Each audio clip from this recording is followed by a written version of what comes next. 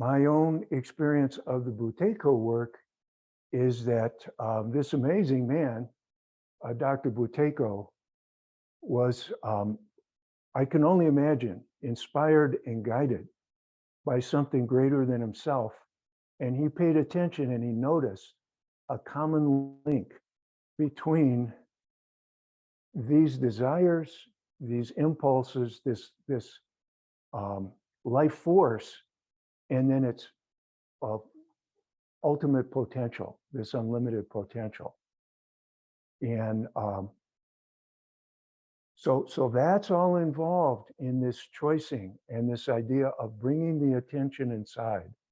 And once I'm able to do that as a skill set, as a self-love, as an act of, when I say devotion, in other words, what I care about, I focus upon.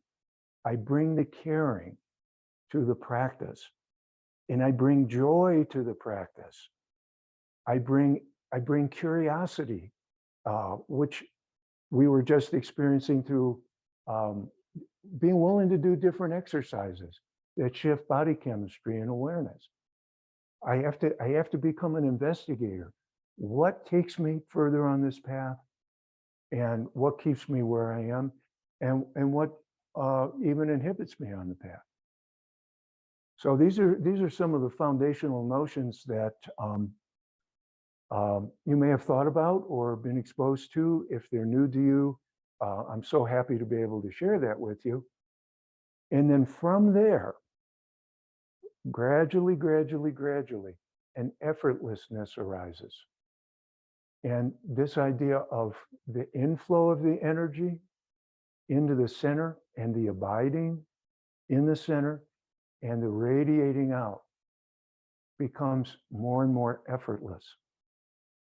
And the breath work in particular, when the chemistry reaches the full balance point, the true balance point for a human, is a very high level of potential that unfortunately, I say unfortunately on the one hand, modern medicine and most folks don't know about, but fortunately, gatherings like this are bringing the knowledge out into the public domain. That the true vitality of a human being, it goes up, and then it overflows. And that homeostasis is to be in the internal balance while we exchange energy with the world, our community, and what's beyond. So when that continues, becomes effortless, at a certain point, meditation stops. And you're no longer meditating on an object. The meditator, in other words, the experiencer now becomes the meditations.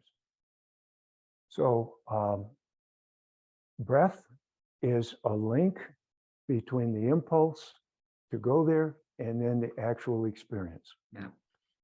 Well, we will have a lot of opportunities to discuss things with Himant and learn from Himant during the next 3 months.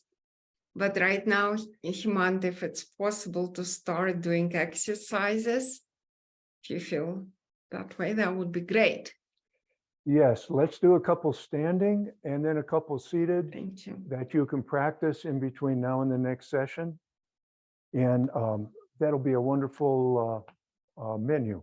Okay, so you began the session today with some bouncing, and I want to just for 30 seconds, 50 seconds here, say bounce in the middle, bounce to the left, bounce to the left and the right, and then bounce with a little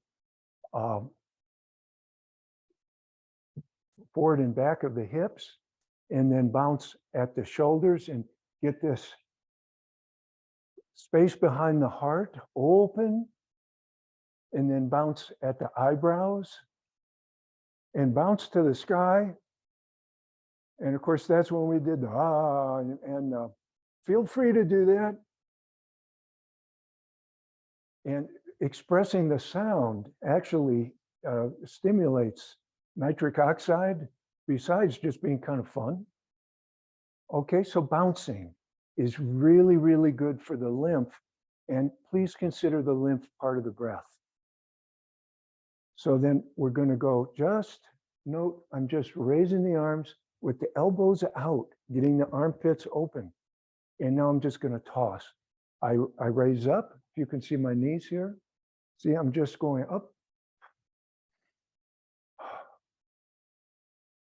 And we're using the sound of the breath. So we call this a training breath because it's not as subtle as your formal, but it stimulates a variety of the cranial nerves. And this toss, just like you're splashing in water. So now I'm here at the level of the chest, and we'll talk more about this, but it's the thymus.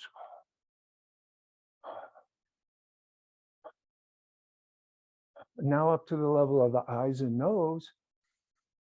And you want to inhale, really fill the sinuses, your third lung. Your sinus and throat, consider them a third lung. Stimulating alertness.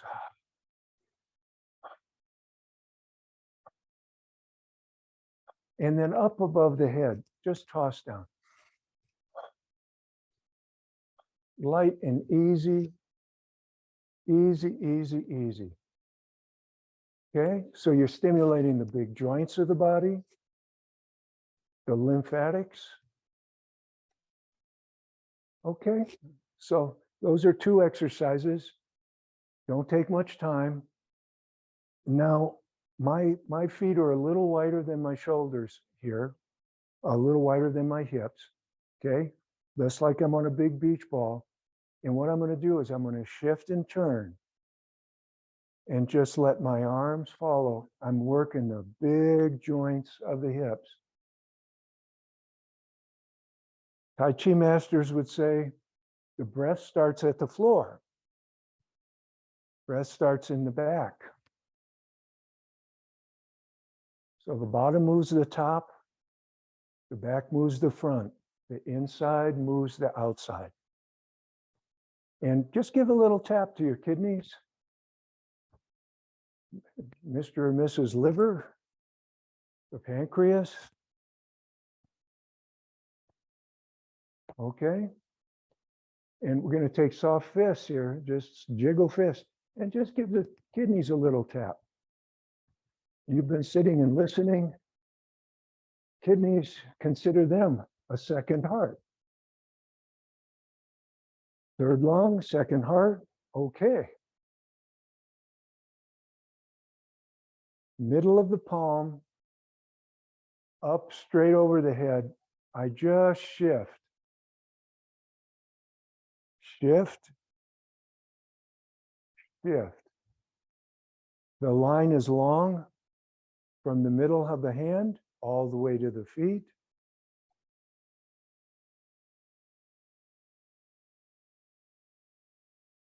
Needs to come. Yeah, there we go. Okay, here we go. So I'm going to shift. And this is no turning, no leaning. Just straight up. The heel will come off the floor, back to the middle. You're opening up the lower ribs over the kidneys. 50% of the lungs are in the lower part of the rib cage in the back, not the front.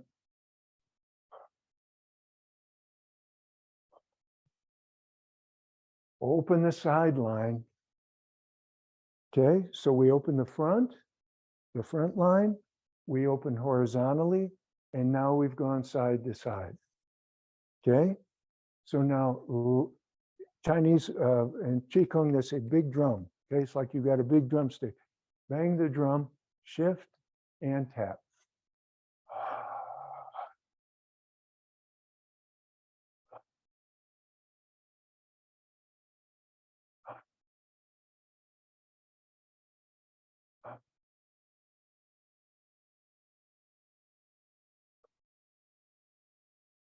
And just note that these kind of exercises take very little energy.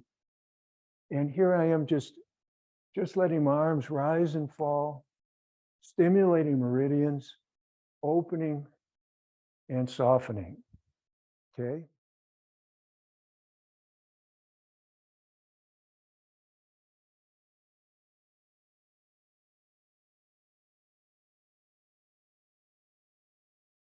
And that is my offering for you today.